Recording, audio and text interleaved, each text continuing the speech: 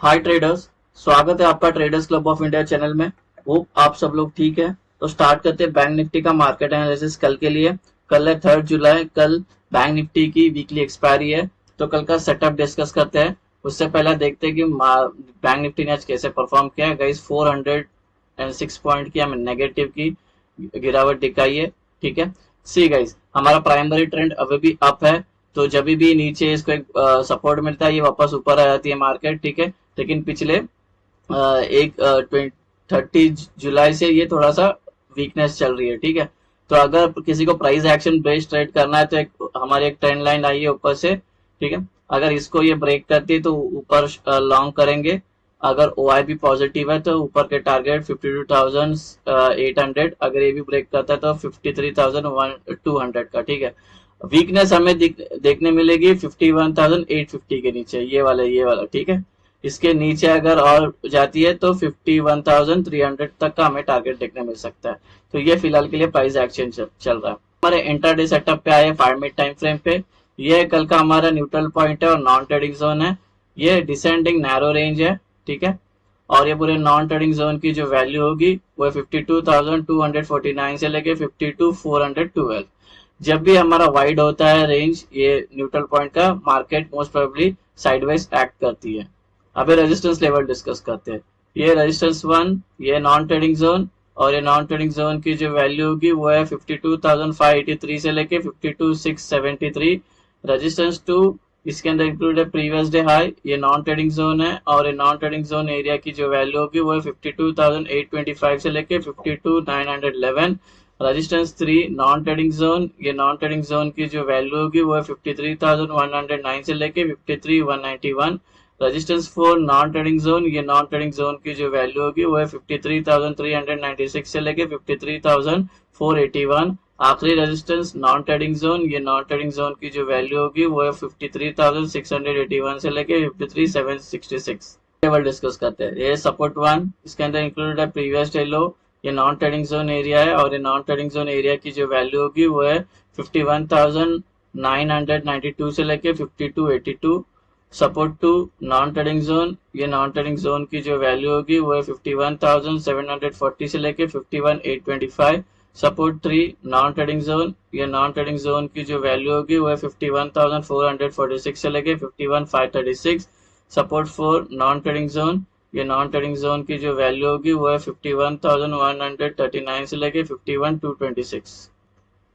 Support 5, non trading zone, ये non trading zone की जो वैल्यू होगी वो है 50,804 से लेके 50,894। गाइज अभी हम एंट्री और एग्जिट मार्क करते हैं। उससे पहले आपसे रिक्वेस्ट करता हूँ कि वीडियो को पूरा देखना, बिकॉज अगर आप हाफ इन्फॉर्मेशन लेके जाकर ट्रेड करोगे तो आपको नुकसान हो सकता है। बिकॉज हम लोग ना ही सेबी रजिस्टर है और ना ही ये कोई टिप या कोई एडवाइजरी कॉल है। ये एजुकेशन पर्पज के लिए वीडियो, तो इसको एजुकेशन पर्पज के हिसाब से देखना। अगर ये सेटअप पसंद आता है तो आप इसको पहले बैक टेस्ट करना, उसके बाद अपने ट्रेडिंग व्यूअर में यूज करने लेना इसको। ठीक है, और बैक टेस्ट एटलीस्ट 300 ट्रेड करना। और अगर ये सेटअप नहीं समझ में आ रहा है तो इससे, अगर आप नए हो, अगर ये सेटअप समझने में दिक्कत हो रही है तो इससे रिलेटेड मैंने वीडियो बनाया जिसका नाम है ब्रह्मास्त्र स्ट्रेटेजी। उसमें मैंने सब सेटअप मैंने जीरो से लेके कैसे इसको बनाया वो सब मैंने वहाँ पे डिस्कस किया, तो लिंक आपको डिस्क्रिप्शन में मिल जाएगा। एंट्री और एग्जिट होगी जब नॉन ट्रेडिंग जोन मार्क हो जाएगा तो अपर साइड में ग्रीन एरोज मार्क करना, लोअर साइड में रेड एरोज मार्क करना, जिससे आपको एंट्री और एग्जिट आसानी से समझ में आए। ग्रीन का मतलब हमें बाय करना है, लॉन्ग होना है, रेड का मतलब है हमें सेल करना है, शॉर्ट करना है।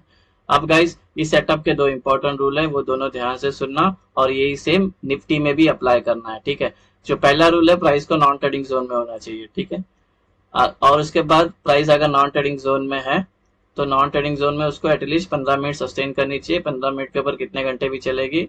15 मिनट सस्टेन करने के बाद ये ऊपर का ब्रेकआउट करे तो ऊपर का, नीचे का ब्रेकडाउन करे तो नीचे का ट्रेड बनेगा। इसके बिना हम ट्रेड में एंटर हो ही नहीं सकते। ये दो इंपॉर्टेंट रूल है इस सेटअप के। ठीक है, तो ये थोड़ा ध्यान से। अभी एनटीजी क्या आपको सारी जगह पे दिखेगा, एनटीजी का फुल फॉर्म है नॉन ट्रेडिंग जोन। ठीक है, तो ये दो रूल अपने याद रखना। और ये जब दोनों रूल मैट हो जाएंगे और ब्रेकआउट या ब्रेकडाउन आता है, यहाँ पे जब एंट्रीज की बारी आती है तो एंट्रीज हमने दो बनाई है।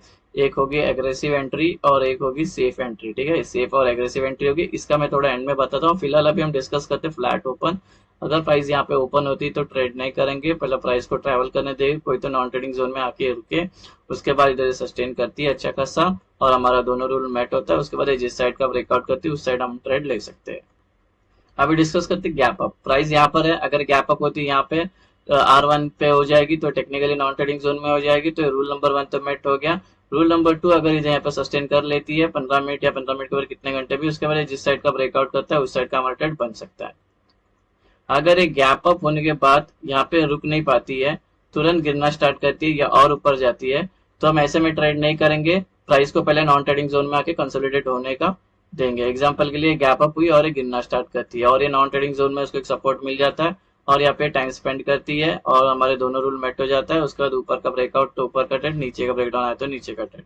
अगर gap up non trading zones के बीच में ओपन हो रही है तो हम ट्रेड नहीं करेंगे, पहले वेट करेंगे प्राइस कहाँ ट्रैवल करती है और कोई तक नॉन ट्रेडिंग जोन में आके रुकती है और यहाँ पे हमारे दोनों रूल मेट होते हैं, कंसोलिडेट करती है 15 मिनट के ऊपर।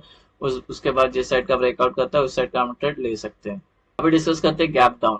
प्राइस अगर यहाँ पर अगर एक गैप डाउन यहाँ पे होती है तो ये टेक्निकली नॉन ट्रेडिंग जोन में ओपन हो जाएगी और यहाँ पे रुकने के बाद ये सस्टेन कर लेती है 15 मिनट या 15 मिनट के ऊपर कितने घंटे भी, तो ये हमारे दोनों रूल मेट हो जाएंगे। फिर ये जिस साइड का ब्रेकआउट करता है उस साइड का हमारा ट्रेड बन सकता है।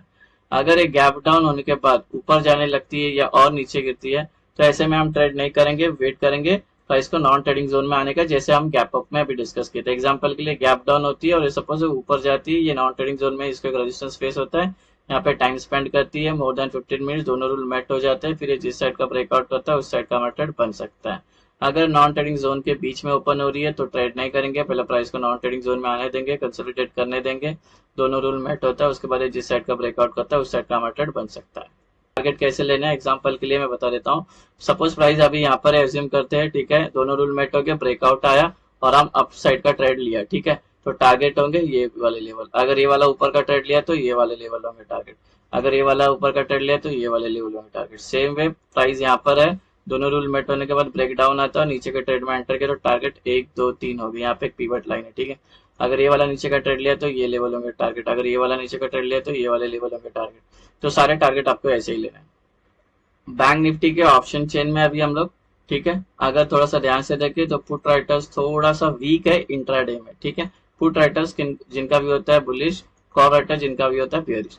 तो पुट राइटर वीक है और ये लोग थोड़ा सा स्ट्रांग है, ज्यादा भी नहीं, क्योंकि हमारा प्राइमरी ट्रेंड अप ट्रेंड है, कभी भी ट्रेंड रिवर्स में आ सकती है, डाउन ट्रेंड से कभी भी अप ट्रेंड में आ सकती है, ठीक है, क्योंकि हम बुल रन में चल रहे हैं, ठीक है। तो फिलहाल के लिए ये डेटा अगर कंपेयर करें कॉल राइटर्स से तो इक्वली है मेरे हिसाब से तो, लेकिन पुट का रेशियो जो बता रहा है वो 0.7 बता रहा है और 0.7 जो है वो इंडिकेट करता है बियरिशनेस को, नेगेटिव को, ठीक है। तो इंट्राडे में बोल सकते हैं कि हल्का सा बैंक निफ्टी बियरिश है। कल अगर निफ्टी बुलिश हो गई तो ये इसको भी ट्रैक कर सकती है, तो थोड़ा ध्यान से समझना, ठीक है। बात करते हैं सपोर्ट और रेजिस्टेंस की, तो हमें एक रेजिस्टेंस फेस करने मिलेगा 53,000 का, एक रेजिस्टेंस फेस करने मिलेगा हमें, क्या हमें रेजिस्टेंस फेस करने मिलेगा, ठीक है। सपोर्ट अगर 1600 सपोर्ट का काम करेगा, ठीक है। तो फिलहाल के लिए थोड़ा सा वीकनेस है अकॉर्डिंग टू ओआई डेटा भी, ठीक है। चलते हैं चार्ट पे और ओपन इंटरेस्ट का सपोर्ट रेजिस्टेंस मार्क करते हैं। लोग गाइस अगर हम अप ट्रेंड में चल रहे हैं तो ऊपर हमें एक रेजिस्टेंस फेस करना मिलेगा 53,000 का, इसको लग के प्राइस नीचे आ सकती है, ट्रेंड चेंज हो सकता है, बिकॉज जो कॉल राइटर्स है उसके ओआई ओपन इंटरेस्ट सबसे ज्यादा यहाँ पर है, यहाँ पर सेलर बैठे हुए, तो इसको लग के प्राइस नीचे आ सकती है, ट्रेंड चेंज हो सकता है। सो अगर आप इस यहाँ पे प्राइस है और ये दोनों रूल मेट होने का ब्रेकआउट आता है तो एंट्री करोगे तो सेफ एंट्री करना, ठीक है। अगर एग्रेसिव में क्या है, रेजिस्टेंस है 53,000, इसको लग के नीचे आ सकती है, ट्रेंड चेंज हो सकता है, ठीक है। तो सेफ एंट्री करोगे तो अच्छा होगा। सेफ एंट्री और एग्रेसिव एंट्री का एक मिनट एक्सप्लेन करता हूँ। फिलहाल के अभी सपोर्ट देखते हैं, अगर हम डाउन ट्रेंड में चल रहे हैं तो नीचे सपोर्ट ऐड करेगा 51,600, इसको लग के प्राइस ऊपर जा सकता है, बिकॉज जो पुट राइटर्स है उसके ओआई सबसे ज्यादा यहाँ पर है, यहाँ पर बायर्स बैठे हुए, ठीक है।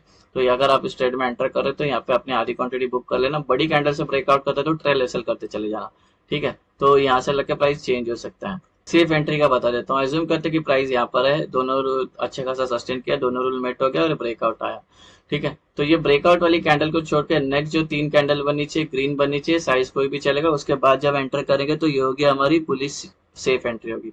सेम वे दोनों रूल मेट होने के बाद ब्रेक डाउन आता है, तो ब्रेक डाउन वाली कैंडल छोड़ के 3 जो कैंडल बननी चाहिए रेड बननी चाहिए, तीनों कंटिन्यू रेड बननी चाहिए, ठीक है, साइज कोई भी चलेगी, उसके बाद हम एंटर करेंगे तो सेफ बेरिश एंट्री होगी। अभी एग्रेसिव के बारे में डिस्कस करते हैं, एग्रेसिव एंट्री कैसे होती है। तो अज्यूम करते हैं कि प्राइस यहाँ पर है, सस्टेन की अच्छी खासी और ब्रेकआउट आया, तो ब्रेकआउट वाली कैंडल छोड़ के नेक्स्ट जो कैंडल बनी चाहिए ग्रीन बननी चाहिए, साइज कोई भी चलेगा, बस नॉन ट्रेडिंग जोन को टच नहीं होना चाहिए, उसका विक भी टच नहीं होना चाहिए, उसके बाद जब एंट्री करेंगे तो हमारी ये एग्रेसिव बुलिश एंट्री होगी। सेम वे दोनों रूल मेट होने के बाद ब्रेक डाउन आता है, तो ब्रेक डाउन वाली कैंडल छोड़ के नेक्स्ट जो कैंडल बनेगी वो रेड बनी चाहिए, साइज कोई भी चलेगा, नॉन ट्रेडिंग जोन को टच नहीं होनी चाहिए, उसका विक भी टच नहीं होना चाहिए, उसके बाद जब एंट्री करेगा तो एग्रेसिव बेरिश एंट्री हो जाएगी। सो गाइज ये बन गया हमारा कल का बैंक निफ्टी का इंट्राडे सेटअप। होप आपको सेटअप पसंद आया तो वीडियो को लाइक शेयर सब्सक्राइब करना। Thank you very much for watching.